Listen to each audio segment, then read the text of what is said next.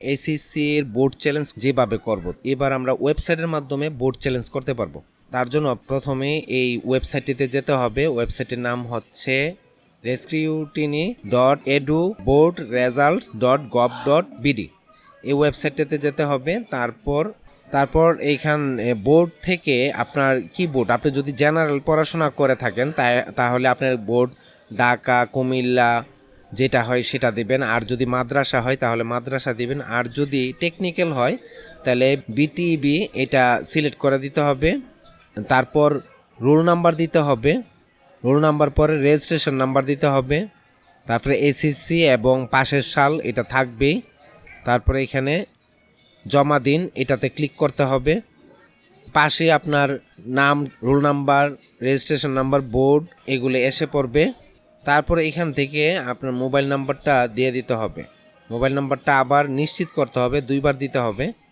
দেওয়ার পর জমা দিন ক্লিক করলেই তারপরে এখানে আপনার কোন কোন বিষয়ে আপনি পাস করছেন, কোন কোন বিষয়ে ফেল করছেন সেটা দেখাবে। পরে এখান থেকে আপনি যে বিষয়ে পুনর্নিরীক্ষণের জন্য আবেদন করতে চান সেটা নির্বাচন করতে হবে। এখানে নির্বাচন করুন এটাতে ক্লিক করতে হবে। যে সাবজেক্টগুলো আপনি চ্যালেঞ্জ করতে চান সেই সাবজেক্টগুলো এখানে নির্বাচন করুন, দিয়ে দিন। তারপর ফি প্রদান করুন এটাতে ক্লিক করতে হবে। ক্লিক করার পর এখানে বিস্তারিত দেখুন, আপনার যা সাবজেক্ট আছে সেই অনুযায়ী আপনার এখানে টাকার অ্যামাউন্ট দেখাবে।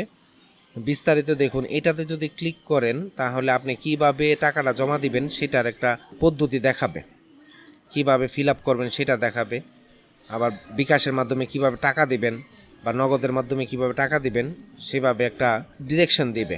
এখন আমরা চলে যাই এই বিকাশের অ্যাপসের মধ্যে। অ্যাপসের মধ্যে যাওয়ার পর এডুকেশন ফি নামের যে অপশনটি আছে সেটাতে যাব।